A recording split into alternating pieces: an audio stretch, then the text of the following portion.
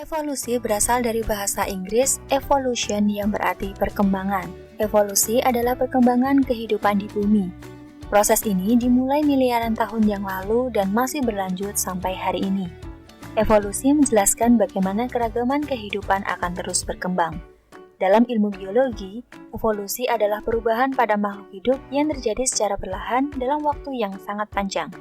Sekarang perhatikan contoh video evolusi berikut ini. Ketika mendengar kata jerapah, tentu kita akan membayangkan lehernya yang panjang, bukan? Nah, jerapah yang kita jumpai sekarang mempunyai ciri khas berleher panjang. Tapi, tahukah kalian bahwa ada berbagai pendapat mengenai asal mula mengapa jerapah berleher panjang? Pendapat itulah yang dinamakan dengan teori evolusi. Selain jerapah, ada juga kuda yang telah berevolusi selama sekitar 50 juta tahun. Mereka berasal dari hewan kecil seukuran anjing yang hidup di hutan. Seiring waktu, mereka mengembangkan kaki yang lebih panjang, jari kaki yang lebih sedikit, dan gigi yang lebih baik untuk merumput. Mereka menjadi lebih cepat dan lincah untuk menghindari predator. Manusia telah berperan dalam evolusi kuda melalui pembiakan selektif yang mengarah pada pengembangan berbagai ras kuda untuk balap, transport, dan pekerjaan. Lalu, siapa sajakah yang mencetuskan teori evolusi? Berikut ini beberapa tokoh pencetus teori evolusi. Yang pertama, J.B. Lamarck. Lamarck berpendapat bahwa perubahan yang terjadi pada organ hewan disebabkan karena beradaptasi dengan perubahan di alam. Misalnya, leher jerapah yang semakin memanjang dikarenakan beradaptasi dengan pohon yang semakin tinggi. Yang kedua, Darwin. Teori evolusi Darwin tidak muncul begitu saja, namun berdasarkan hasil perjalanannya dengan kapal Beagle ke Pulau Galapagos. Ketika Darwin menjelajahi Kepulauan Galapagos, ia mengamati bentuk paruh burung finch yang ternyata berbeda-beda. Ternyata perbedaan paruh pada burung finch dipengaruhi oleh ketersediaan makanan yang ada di habitatnya. Burung finch yang tinggal di daerah kering dan memakan kaktus memiliki paruh yang berbeda dengan burung finch yang tinggal di daerah lembab dan memakan dedaunan. Yang ketiga, August Weismann. Weismann berpendapat bahwa sel-sel tubuh tidak dipengaruhi oleh lingkungan dalam penurunannya, melainkan berdasarkan pada prinsip genetika. Weismann membuktikan pendapatnya dengan bereksperimen menggunakan tikus. August Weismann memotong ekor tikus dan kemudian mengawinkannya.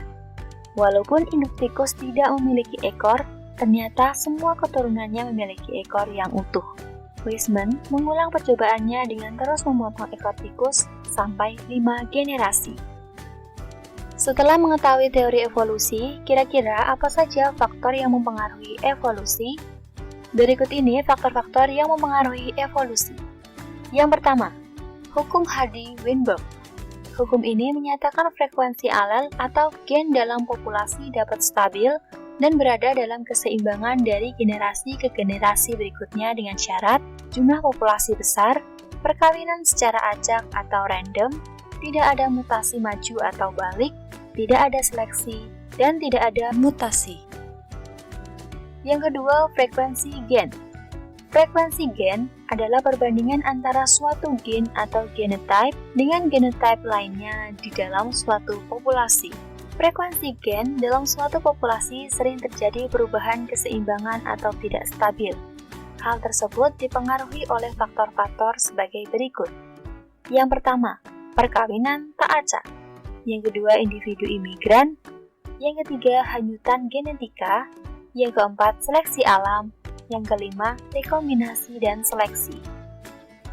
Evolusi merupakan salah satu teori dalam ilmu biologi yang menyatakan bahwa berbagai jenis tumbuhan, hewan, makhluk hidup lainnya di bumi ini berasal dari jenis lain yang sudah ada sebelumnya.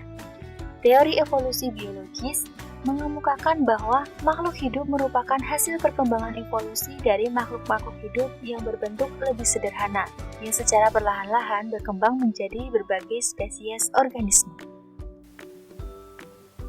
Kesimpulannya adalah, sudah ada ribuan bukti dan juga pengamatan yang dilakukan dari berbagai macam ilmu pengetahuan yang mana memberikan kesimpulan yang sama, yaitu seluruh makhluk hidup di bumi ini bersaudara.